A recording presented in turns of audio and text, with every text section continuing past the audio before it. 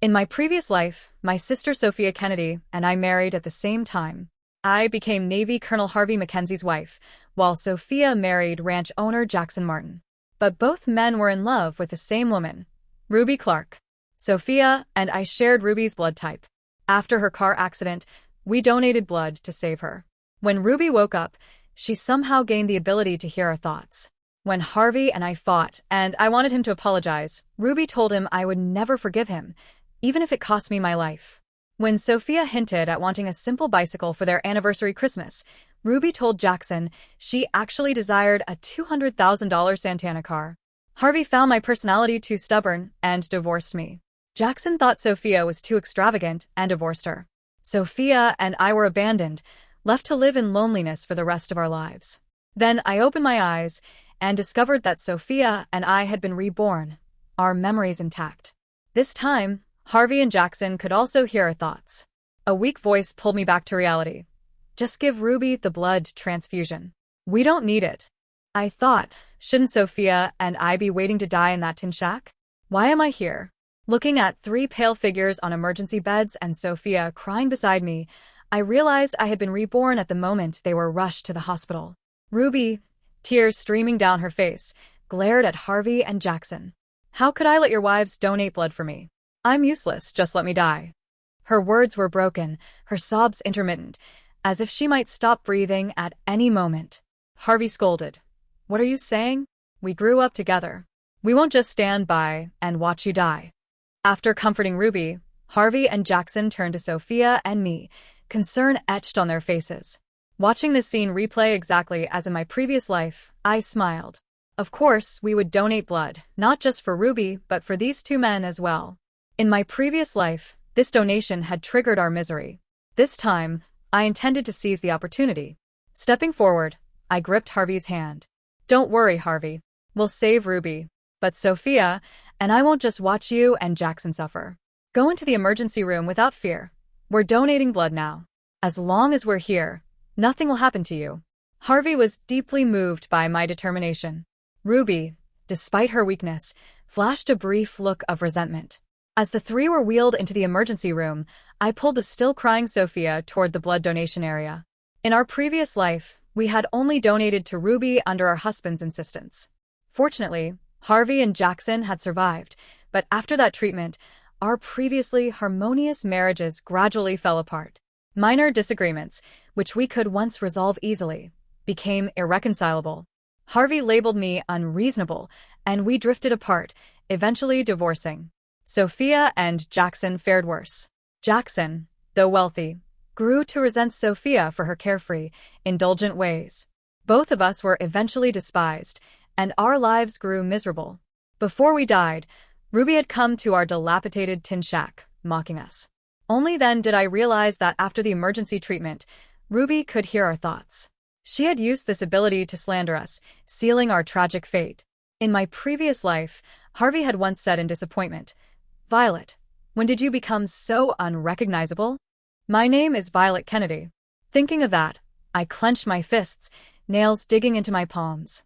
Ruby had been using our thoughts to manipulate us. This time, I would expose her, not only to Ruby but also to Harvey and Jackson, showing the world her true nature, sweet on the surface, rotten inside. After the emergency treatment, the 3 were quickly wheeled back to their hospital room. I gathered my thoughts, setting aside my past life's regrets. Sofia, naturally kind and pure, required no guidance. As long as Ruby wasn't around, I trusted her thoughts wouldn't cause trouble, maybe even strengthen her marriage to Jackson. But whether blood transfusions truly enabled mind reading was still speculation. I would confirm once Harvey woke. When Harvey's eyelids fluttered, I pressed my head to his arm, thinking, as long as he wakes up healthy, I'll do anything. A hand gently stroked my hair. I looked up tearfully at Harvey, relief flooding me. Thank goodness. If anything had happened to him, I couldn't have gone on living. Confusion clouded his face, as if he wanted to speak but couldn't. Are you feeling uncomfortable anywhere? I'll get the doctor right away, I asked while checking his wounds. Suddenly, Sofia cried out. Jackson and Ruby had woken too. Ruby's face was marred from the accident, but she panicked, covering it with her hands and staring at me suspiciously. I pretended not to notice, thinking, She grew up with Harvey. I need to help her recover like a sister. Instead of heading to the doctor, I covered Sophia's mouth and stayed by the door, peering through the crack. Ruby's choked voice reached us. Harvey Jackson, I thought I'd never see you again. Thank you for saving me. Harvey replied warmly. Don't mention it. If you want to thank anyone, thank our wives.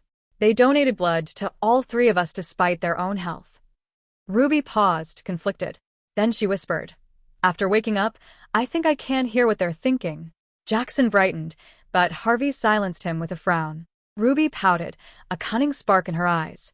I'm not lying. Violet was cursing me in her mind, saying I'm disfigured and hideous. She immediately covered her face, sobbing as if deeply wronged, oblivious to Harvey and Jackson's probing gazes. I looked down at Sophia, wide-eyed and shocked. I sighed, whispering, it's not just Ruby who can hear our thoughts now. Harvey and Jackson can too. Sophia's eyes lit up. Violet, does this mean I won't even need to speak to communicate with Jackson? I rolled my eyes, reminding her to keep the ability secret. Everything else, I decided, would unfold naturally. All three of us recovered quickly and were discharged from the hospital. Jackson needed to return to manage his ranch, while I, as the wife of a Navy captain, returned to our military family housing after previously accompanying Harvey during his long deployment. While tidying the house, I thought, Thanksgiving is coming. Harvey's safely home. This is the perfect time to invite his soldiers over. They're far from home, protecting everyone's safety while others celebrate. I should give them a warm holiday gathering. I turned to Harvey sitting on the couch and said, how about we invite the soldiers over for Thanksgiving dinner? He looked down, a gentle smile on his face. Whatever you decide is fine. Though he didn't speak much, I could tell he approved. And so it was settled. On Thanksgiving Day, not only did his soldiers arrive, but Ruby came along too. Watching me bustling around the kitchen, she offered to help verbally, but kept her distance physically. Her eyes occasionally darted to the living room, where the soldiers ate, drank, and laughed, clearly impatient. Once the meal ended, and the house was a mess, Harvey began seeing off the guests while I started cleaning. Ruby, however, remained seated, leisurely, with no intention to help. When Harvey returned, Ruby linked her arm through his coquettishly. Harvey, Before she could finish, he pulled away, frowning. Violet has been busy all day. Why didn't you go help her? Ignoring her, he came to my side to assist with the cleanup. Ruby protested. You can't blame me. I wanted to help, but Violet wouldn't let me. I thought I never said you couldn't help. You stayed far away before I could even say anything. But it's fine. If the soldiers enjoyed themselves, a little fatigue is worth it. Hearing my thoughts, Harvey's expression darkened. He finally said, if there's nothing else, you should head home. I still need to help Violet clean. A flash of malice crossed Ruby's eyes. Harvey, are you angry with me just because I didn't help? Violet was thinking she wouldn't have worked so hard if not for the soldiers. She even complained about you bringing them home. I pinched my thigh in frustration, tears welling in my eyes. Why is she lying? Harvey might believe her because they grew up together. I fell silent, refusing to speak. In my previous life, Harvey had looked at me with disappointment after such accusations. Though I wanted to explain, I was too angry and said nothing. This time, I remained silent, but Harvey's expression darkened further. Ruby, sensing victory, smiled smugly. Harvey, don't be too angry. Women have tempers. Violet is our lifesaver. But if it were me, I'd never act that way. The soldiers work hard. If they're happy, it's worth a little fatigue. Hearing her words, which echoed my thoughts almost exactly, I blinked. Harvey scoffed, his gentle affection replaced by cold disgust. Ruby, he said sharply, have you considered that you might not be the only one who can hear Violet's thoughts? Perhaps I can hear them too. Have you thought about the consequences of lying about her? I looked up at both of them, feigning surprise. Ruby's face turned pale, staring at Harvey in disbelief. The room fell into tense silence. After a moment, Harvey chuckled softly, easing the atmosphere. I was joking, he said. You always claim you can hear Violet's thoughts. Science doesn't allow for such things, so I thought I'd give you a little scare. But from now on, don't use that excuse to lie about her. I know exactly what kind of person she is. He then urged Ruby to leave. Reluctantly, she did, her eyes filled with jealousy and resentment. Once Ruby left, Harvey took my hand. Feigning casualness, he asked, "Honey, do you believe telepathy exists?" I froze, wide-eyed, smacking his arm. "Are you saying you know what I'm thinking? Then tell me, what am I thinking right now?" Harvey's face darkened. "My car accident injured my hand, not my brain," he said calmly. Horrified, I covered my face. "Impossible. This is absolutely impossible." Harvey pulled me into his arms, patting my back gently. "Now you see. It's not just me. Jackson and Ruby can hear your thoughts and your sister's. I suspect it's linked to the blood transfusion. Before Jackson and I received it, your thoughts didn't matter. But around Ruby, you too must be careful." His insight was sharp, far beyond what I had realized even at the end of my previous life. I asked, "Why would Ruby do this? Does she have a problem with me?" Harvey tightened his embrace. "This isn't the same sister I grew up with. Everything changed after her family was punished. She cut ties with us. I never imagined the sweet, kind little girl had changed so completely." He looked into my eyes, voice softening. "Maybe heaven gave me this chance to hear your thoughts, so I could see how many misunderstandings there might be between us." I asked seriously, "If you hadn't heard my thoughts, would you have believed Ruby over me?" Harvey paused. "If there was proof she was right, I might have. But I would want to communicate with you. We're going to spend our lives together. We have to trust each other." I felt a mix of relief and disbelief. If I'd explained myself before, would things have been different? I teased him. "You can hear everything I'm thinking, but I don't know what you're thinking. That's not fair." He chuckled, raising 3 fingers. "For fairness, I promise to be honest, communicate more, and reach consensus on everything." I laughed at his rare, playful demeanor. In my previous life, pride kept me silent, assuming Harvey should understand me. That lack of communication had driven us apart. Now, everything was different. I grasped his hand. "Since you promise, I'll trust you this once. But we must stay away from Ruby. She constantly stirs trouble. I can't get along with someone like her." Harvey nodded. "Even without your words, I would have done the same. Ruby's parents, Chester and Penelope, I've repaid their kindness. But if she targets those around me, I won't let it pass." He pulled me close, almost merging our bodies, and whispered, "Honey, the moonlight is beautiful tonight. Let's rest and leave irrelevant people behind." Before I could respond, a wave of heat washed over me, and I gradually lost consciousness. In the days that followed, Ruby rarely appeared in front of us. Harvey and I returned to a peaceful life, our relationship steadily growing stronger. Then one day, Sofia stormed over, her face flushed with anger. "Violet, let me tell you, Ruby is absolutely no good." I patted my forehead, realizing I'd been so focused on nurturing my relationship with Harvey that I'd neglected to check on Sofia. Quickly, I made her a cup of coffee. "Calm down," I urged. "What happened? What did she do to make you so angry?" Sofia slammed her cup down. "She's cunning, scheming, and manipulative. Recently, she keeps showing up at my house with gifts, saying she's thanking me for the blood donation last time. I accepted them, of course. I did give all that blood after all. But right after that, she ran to Jackson, crying, claiming I was trying to take advantage of him." I nodded. Given Sofia's straightforward personality, this was not surprising. Sofia continued, her voice trembling with anger. "I was just thinking a bicycle would be nice for my birthday. It would make it easier to visit you. But she told Jackson I wanted a $200,000 Santana car. She even said that if Jackson didn't buy it, I'd take our family savings and leave with another man." I felt my expression grow cold. "And Jackson believed her?" Sofia's lips curved into a victorious smile. "No. He can read my mind now, so he didn't believe Ruby at all. You should have seen his expression when she lied and even produced fake letters. He looked ready to devour her, threw her out, and said she'd never set foot in our house again. Otherwise, I wouldn't continue living with him." Sofia smiled sheepishly, then looked at me confused. "Violet, why does she do this? Why can't she just live her own life peacefully instead of meddling in other people's marriages?" I had no answer, and fortunately, Sofia didn't expect one. After venting, Jackson arrived to pick her up. Though still angry, Sofia left with him, muttering, "If you hadn't attracted other women outside, why would I be suffering like this?" Jackson gently coaxed her, leading her away. I glared at Harvey as he entered. "What are you looking at? Think you're any better than Jackson?" He smiled sheepishly and touched his nose awkwardly as he followed me inside. Just then, a sweet voice rang out. Harvey. I sighed helplessly. Here we go again. I'm standing right here, and she only has eyes for Harvey. Harvey pressed his fist to his lips, trying to hide his smile.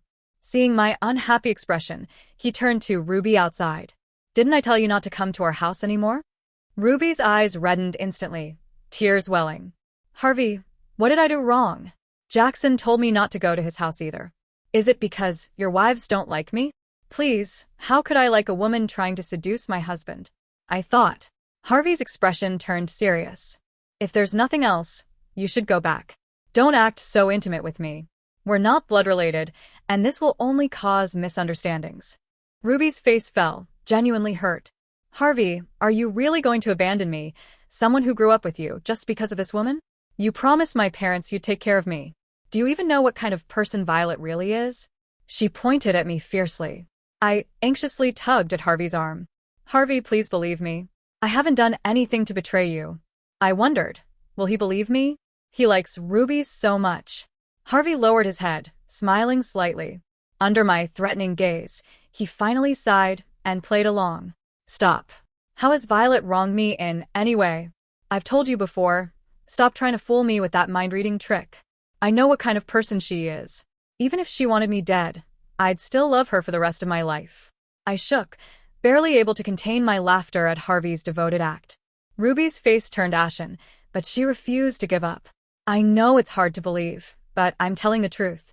We grew up together. I just want what's best for you. She's hiding behind you now, but she's still thinking about another man. Harvey didn't react angrily as she expected. Instead, he gently took my hand. Even if she's thinking about another man, it doesn't matter, as long as she's willing to stay by my side. I couldn't hold back and pinched him hard on his lower back. I had wanted to put on an act, but Harvey had gone far beyond my expectations. His words were devastatingly perfect. Ruby's face was pale, her eyes fixed on Harvey with disbelief. She didn't look jealous. She looked at him like he was a fool. Seeing her expression, I was reminded of how our previous life had ended. After Sofia and I divorced, I heard that Ruby had been trying to manipulate both Harvey and Jackson, seeking comfort from them. Yet, neither man fell for her schemes. Strangely, not long after, Jackson, who had always been focused on his career, suddenly fell ill and died. Harvey also suffered cardiac arrest during a mission. Both men died one after another. Even stranger, all their assets ended up in Ruby's hands. Some people thought it impossible. Most, however, assumed it was because the Clark family had helped both families in the past. With no other relatives left, the property naturally went to the descendants of the Clark family. It became clear to me, Ruby wasn't interested in Harvey or Jackson themselves. She was after their wealth. I gently caressed my belly and thought how wonderful. Harvey trusts me. After our child is born, she'll grow up in a loving family, with all the wealth Harvey's parents set aside for us. Sofia and I are lucky. Jackson's farm is booming. Forget the $20,000 Santana. He could buy two and let Sofia drive them alternately. As I looked toward Ruby, pretending not to notice Harvey's joyful expression, a flash of malice crossed Ruby's eyes, her fists clenched. It seemed the deaths of Harvey and Jackson in their previous lives weren't accidents. I realized it was time to settle this once and for all. Perfect, I thought. Sofia and Jackson will enjoy celebrating tomorrow night. Our little gathering will lure Ruby into our trap. With that, I turned to Ruby, feigning nonchalance. Ruby, I don't know if you have some misunderstanding, but Harvey and I have a strong relationship.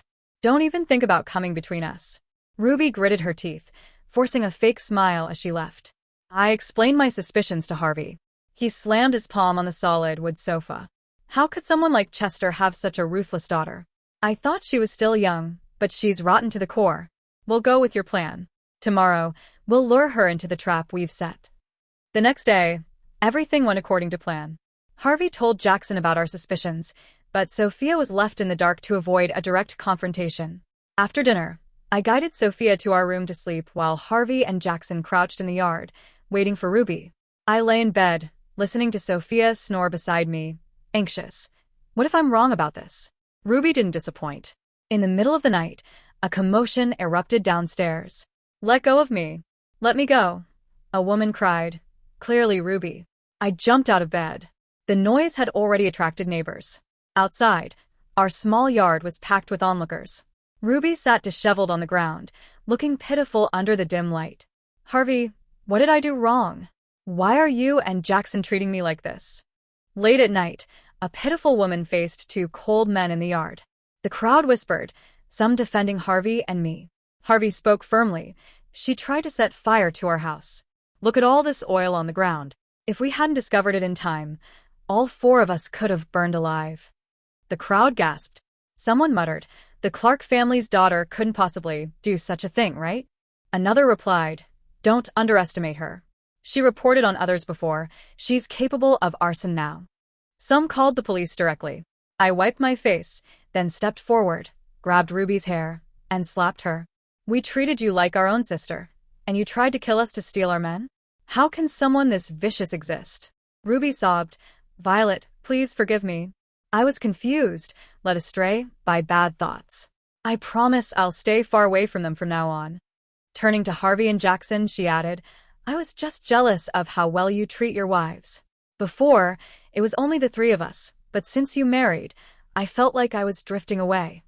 Some onlookers wavered, urging us to let her go. Ruby's act grew more pitiful. She crawled to Harvey's feet, clutching his pant leg. Harvey bent down and whispered something. Ruby collapsed, her strength gone. Then, in a sudden scream with bloodshot eyes, she shouted, Yes, I tried to set the fire. So what? If it weren't for my dad helping you, would you have the good life you have now? One of you holds a high position, the other a major livestock farmer. You have everything. Shouldn't you think about repaying your benefactor? If you weren't so stingy, if you didn't think I had feelings for you too, would I have resorted to arson? It's my fault for not being capable enough. If you'd all died today, everything would have been mine. The crowd stared wide-eyed. The police arrived, listened to her confession, and handcuffed Ruby immediately. Watching her being taken away, I thought, if she hadn't pulled these stunts, our families would have already been giving her gifts when she married. What a shame. Ruby looked back at me in disbelief before fainting. After everyone left, Harvey tapped my nose with his finger, smiling. You're such a little troublemaker. I smiled. Doesn't she claim she can hear my thoughts? I just wanted her to regret it in prison. The most painful thing is thinking what I could have had, right? Harvey and Jackson nodded in agreement. I asked, what did you whisper to her? Why did she suddenly confess everything? Harvey held my hand, giving my belly a meaningful look. Wanna know? I'll tell you after our baby is born. I pinched his arm hard, just as a sleepy voice interrupted. Violet, why didn't you take me when you went out for good food? Harvey and I exchanged a glance. Jackson insisted on dragging us out. I wanted to wake you up, but he wouldn't let me. We said in unison, smiling at each other under Jackson's accusatory gaze, and quickly escaped.